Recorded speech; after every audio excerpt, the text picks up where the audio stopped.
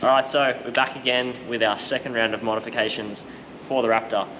This is quite a special set of things that I've got lined up, and some quite exciting prototypes as well. So starting off, first off the rank, I have a brand new set, and funnily enough, the actual first ever set of aftermarket upper control arms in the world for a Raptor. And then I also have a set of billet tie rod ends. So these are from G.O.A.T Offroad. These guys are absolute weapons at what they do, and they are the industry leader when it comes to pre-runners in Australia. So please guys, go and check them out, go and give them your support, because I really like what they're doing, and I think that side of the scene needs a major step in the industry and in Australia's four-wheel drive culture as a whole. Other than that, I don't think anyone ever thought they'd say this, but we're going back to standard height coils. Because of the factory setup in this car and the Fox suspension in it, there's an internal bypass system. Once you lift the strut, it's no longer in its effective range. So I'm going to take those heavy duty lifted coils out and I'm going to put standard height coils back in, so those shocks are back within their effective range. Alright, so I've already pulled this side apart, so I just want to show you guys what we're working with from standard. So here are our standard upper control arms. They're just a cast arm. Here's those heavy duty lifted springs, and then obviously our internal bypass strut runs through the center. So I've already started disassembling this side. I've taken obviously the wheel off, I've WD'd all the bolts, so hopefully they come out fairly easily. Also here is the tie rod end that we will be replacing with a billet alloy tie rod end, once again from G.O.A.T. So these upper control arms are going to be as I said, the first ever aftermarket upper control arm for a Ford Ranger Raptor. And so this car will be essentially a world first. So I'm really excited to try these out. Ned's put a lot of faith in me, letting me trial these, and I can't wait to put them to the test. I really like this logo, hard parts and good times. I like that a lot. So let's open her up and see what we got inside, eh? See what goodies Ned's left me.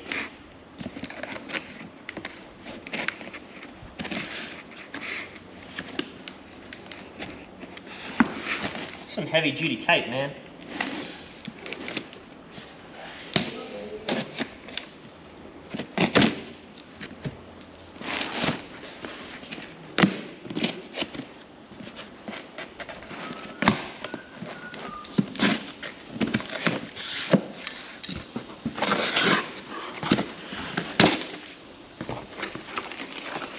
Oh, do you even actually buy parts for the parts, or do you buy it for the stickers?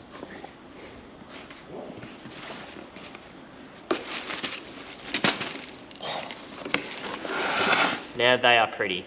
So after some consultation with Ned, I was the one that actually decided on getting these anodized to match the Fox shocks.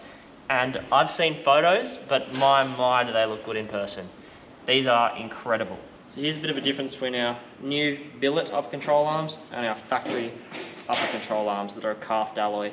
So I've already done one side, and I'm not going to lie to you, it was an absolute nightmare to figure it all out. But now I've got it under wraps, so we're going to attempt giving the other side a go. So please keep in mind, I am by no means a mechanic. I am just mechanically minded. I've learned everything I've learned through doing it myself and just figuring it out, and tips from other people and shops and stuff like that. So I'm going to give these a go. I'm not going to do the tie rod ends today because I've got a drive day with Ford that I've been invited to tomorrow. So I'll put these in, that way I don't need a wheel alignment, it's just camber adjustment. I can drive without that for a couple of days, and then on probably Monday afternoon I'm going to slap those tie rod ends in, because then I can go and get a wheel alignment on Tuesday. So first things first, obviously take the wheel off. There's just a 27mm bolt here. On the other end the nut is captured, so you can just fire it away.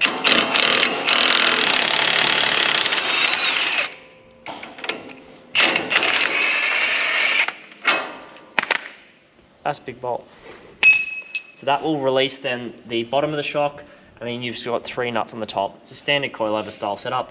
And then what I'll do is I'll take this bolt off the ball joint on the spindle. Spindle will drop, and then that should allow us enough droop to take the coil straight out. So while I'm just here doing these, what I'm actually going to do, and it's a helpful tip, is so it's basically the center of your bolt. Make sure you just mark things, so that way you know where to line them up when it all goes back together. A little bit of paint marks, easier to rub off, but it'll save you a hell of a lot of heartache while you're trying to put things back together, as we found out in the last one.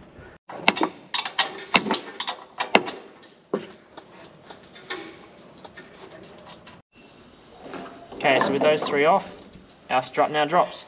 So I'm just going to let that sit there for a second, and then I'm just going to take this bolt off this ball joint for the spindle, and then that will separate the upper control arm, and that way the spindle can then come out, and I get more access here to be able to pull this out.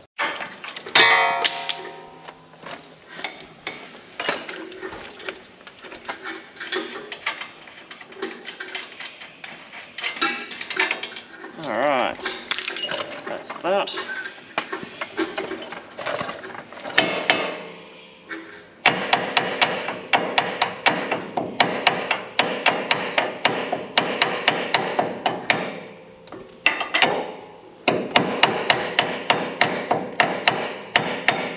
I don't care about these upper control arms because they are going in the bin anyway. Otherwise I would be a lot more hesitant to hit them. Cool. And that's it. Just got to take this ABS line off. Otherwise we're going to run into some problems. What I like to do is I always like to thread things back into the holes that they came from. Makes it a lot harder to lose your bolts later. Alright, now that ABS line is out of the way, that basically should free up our coil. So we're just going to lower this all the way to full droop. And then here's our coilover. It should come out nice and easily. There we go. There's those king springs that are coming out on our Fox internal bypass shock. So let's get ready to compress these coils, and we'll start throwing in the factory coils. Alright, so our next step is we're going to take this upper control arm out. It's going to be a 22mm on this end, and then it's going to be an 18mm on this end, so we're just going to try and loosen this one up. It's bloody tight.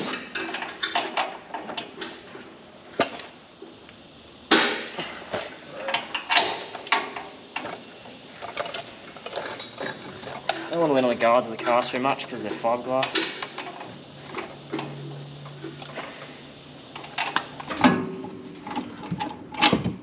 Alright, so the next part that's a bit of a pain. There is a full length bolt that runs through the top of this upper control arm. You have to try and slide out, but it likes to hit everything on the way out.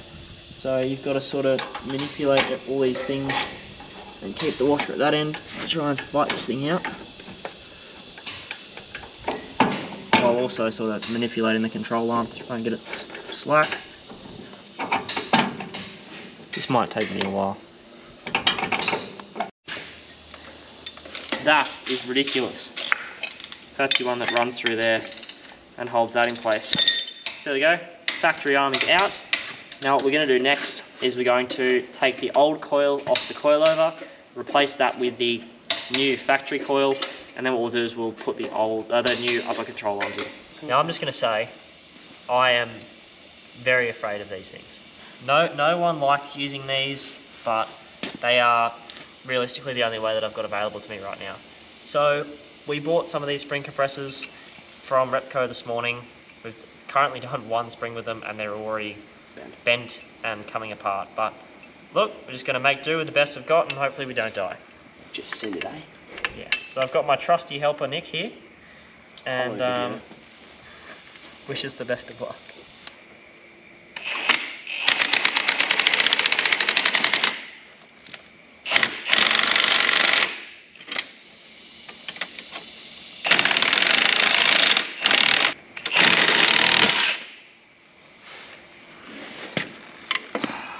So now we've got them compressed, we're going to aim this out the door. And Nick's going to let the top hat go. I'll clear my legs. How about them one kid?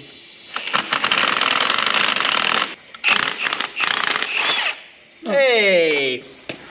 Ooh, that's a bit hot. Good. Top hat's now off. Oil can come out. And that's why you filmed. Alright, so after that unfortunate experience, look, that went the best that it possibly could. So this is our strut. Our strut is now separated from the coil and the top hat. So it's time to compress our new coil, which should be easier and under less tension because it's a shorter coil. You don't have to compress it as far. And then we should be able to slip it back in. Top hat goes back on, bolt it all up. And those marks that I made before should help us keep everything aligned. How good is that spring compressor? Yeah, it looks pretty shit to me. Wow. It just needs a chiropractor, I think. Yeah, chiropractor will fix it. Yeah. Alright, so maybe an osteo. Maybe something. Do you reckon if I track over it like a 1.7 will fix it? Probably. Or just fuck the thread so it doesn't work anymore. Alright, so once the coil is compressed, thanks to our friend Dom, we now have new spring compressors because the old ones are very dead. So make sure that the slot in the coilover is lined up with the base of the coil. This one needs to rotate just to there. Then what you do is your rubber part of the top hat drops in here, and then it will sit on that slot on the coil. Make sure the coil is centered, otherwise it won't drop in properly. Make sure they're aligned. Also check those marks we made earlier, make sure they're aligned. And then with a little bit of downward pressure on top, you should also be able to spring the top hat nut on. Once that's on, and you're starting to get some top of the bolt through the top of the nut, what you can do is you can then release your spring compressors and tighten the top of this nut. So now the fight begins to get the new upper control arms in. It is tight, there is very little access, and it's quite a difficult process. So basically that'll sit there like that. We've got to get that really long bolt through, but it tucks behind a fair few things up here, so you've got to sort of maneuver it through as you go, and then plus slide a washer in each end. So it's good fun. It's a job for the patient, we'll put it that way.